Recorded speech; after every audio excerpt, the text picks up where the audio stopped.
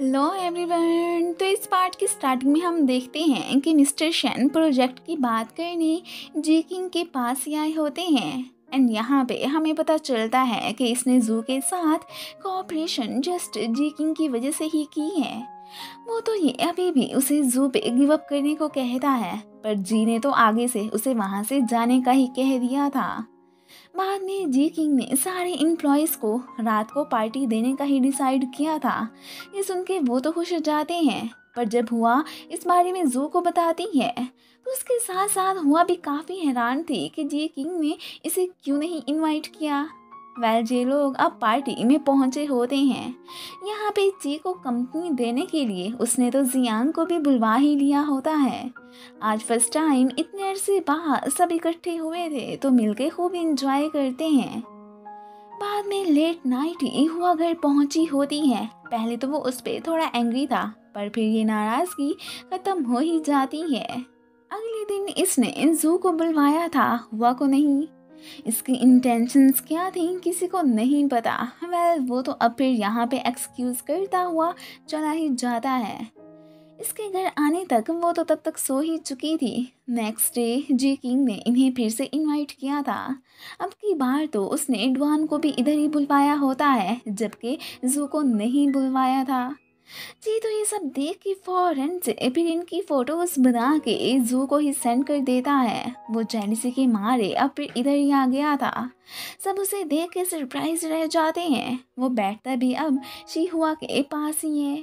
अब अगले दिन तो सबकी बस हो चुकी थी, कोई भी आउटिंग पे जाने को रेडी ही नहीं था। इतने दिनों बाद हुआ और जू को आज एक साथ में टाइम स्पेंड करने का मौका मिला था। वो तो इसे हक भी कर लेता है और दोनों ही अपनी लाइफ में बहुत खुश नजर आ रहे थे। इनका तो अब एकदम परफेक्ट कपल ही बन चुका होता है। मिस्टर शेन की भी कंपनी में एंट्री हो गई थी। यहाँ पे हमें फील होता है कि जैसे जू का रिलेशन इससे अच्छा नहीं है। ये साहब तो उसे एक चैंपियनशिप में पार्टिसिपेट करने का कार्ड ही देने आए थे कि वहाँ पे हमारे और भी मेट्स होंगे। वो जानता था कि ये स्पोर्ट्स में अच्छा नहीं है, इसलिए जानबूझ के जू को चैलेंज करने ही आया था। मीटिंग अरेंज करके इस बारे में जू ने सबको बता दिया था कि रेडी रहना, मुझे डिसअपॉइंट मत करना। सभी रन गेम में पार्टिसिपेट करने पर काफ़ी एक्साइटेड होते हैं। अब जू की उम्मीदें बस इन्हीं से ही जुड़ी हुई थी। कंपटीशन में अब हारना नहीं है। और साथ में ईयर के एंड पे वो तो इन्हें बोनस देने का भी प्रॉमिस कर लेता है। जियांग भी प्रैक्टिस करने आया हुआ था। सभी तो अच्छा टाइम स्पेंड करते हैं। इवन के हुआ ने जीरैन को भी बुलवा लिया था। ये तो अब किसी से हार बिल्कुल भी नहीं मानने वाले थे। कंपनी में शेन साहब फिर से धमकते हैं। कोऑपरेशन की बात करने के साथ साथ वो तो यहाँ पे इसे लुक डाउन करने की भी कोशिश करता है। उसने तो अब इसके ऊपर पानी ही उंडेल दिया था। अब शेन को यहाँ से जाते जो भी देख ही लेता है। वो जी किंग से कह देता है कि तुम्हें मेरी वजह से शेन को बर्दाश्त करने की कोई भी ज़रूरत नहीं है, पर वो इस बिग प्रोजेक्ट वाली अपॉर्चुनिटी ऐसे थोड़ी ही न गंवा सकती थी। इसके थ्रू उसका इरादा इसे इम्प्रेस करने का ही था। श्याओ ड्रंक थी तो वो खुद को लेने आने का मैसेज जियांग को कर देती है। वो भी फॉरेन से आ चुका था। ये तो आज रात उसे लेके फिर अपनी प्लेस पे ही आ जाता है। ये तो अपना मेकअप रिमूव करके सोई थी, सो मॉर्निंग उठ के वो परेशान हो जाती हैं कि जियांग ने मुझे बगैर मेकअप के देख लिया, वो क्या सोचता होगा। इन लोगों को जब पता चलता है कि शेन ने उनसे झूठ बोला था, इन दो टीमों के अलावा तो कोई और इधर था ही नहीं, इसलिए जानबूझ के ही इजू के साथ चैंपियनशिप का अरेंज करवाया था। जी किंग ने भी शेन की टीम को ही चुना था। ये देख के तो सभी सरप्राइज ही रह जाते हैं। जू ने तो गुस्से में कह दिया था कि हाँ, तुम लोगों का मैच एकदम परफेक्ट है। जियांग का फ्रेंड भी दूसरी टीम में था। ये लोग परेशान कि अभी तक श्याओ क्यों नहीं पहुंची। तो जियांग कहता है कि बस अभी आने ही वाली होगी। सब हैरान होकर उसे देखने लगते हैं कि तुम्हें कैसे पता। वो अब आगे से बात को फिर टाल ही देता है। इतने तक वो भी ऊपर से आ ही चुकी थी। सब लोग गेम को लेके काफ़ी एक्साइटेड हो जाते हैं। खुद को मनवाने का यही तो उनके पास चांस था। अब फिर यहाँ पे इनका खेल स्टार्ट हो चुका होता है। जी को तो इन ट्रिपलेट्स ने काफ़ी चीयर अप किया था।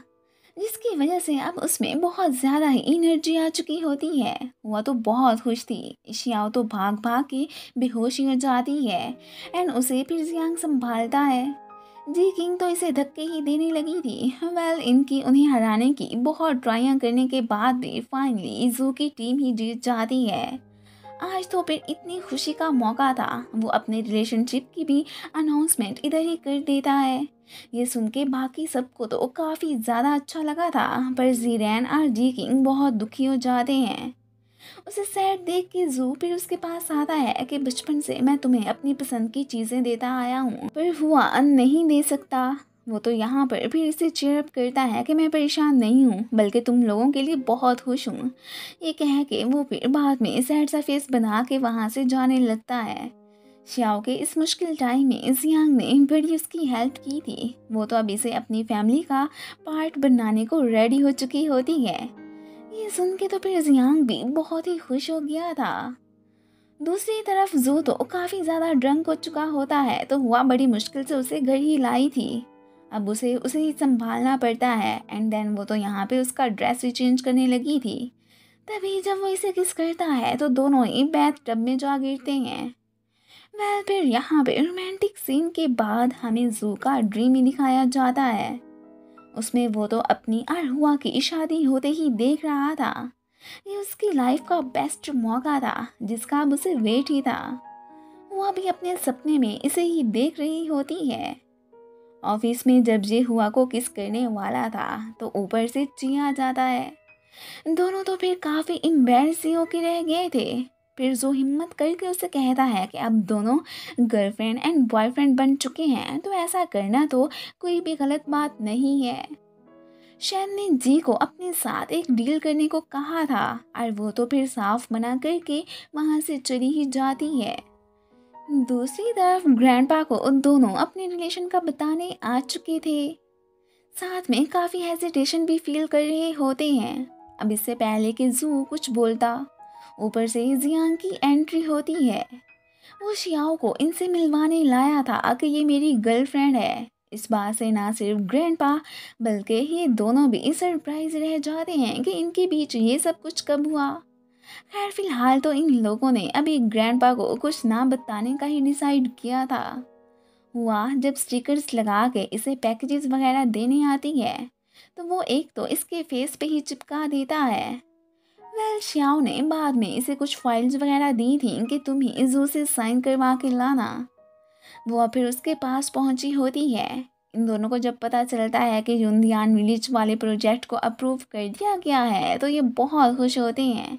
वहाँ पे तो स्कूल बनवाने का भी जू ने सोच ही लिया था। इनको बहुत हैप्पी देखे जी किंग फिर सैड हो जाती है। अब वो तो फिर शेन को कॉल करके कह देती है कि तुमने मुझे जो डील दी थी ना उस पर मैं अग्री करती हूँ। एंड इसी के साथ ही फिर ये पार्ट ख़त्म हो जाता है। Thanks for watching and guys, अगर आप लोगों को मेरी वीडियो अच्छी लगती है तो प्लीज़ इसे लाइक शेयर एंड कमेंट भी कर दिया करें। एंड अगर आप लोगों ने अभी तक मेरे चैनल को सब्सक्राइब नहीं किया है तो please subscribe to my channel. Thank you.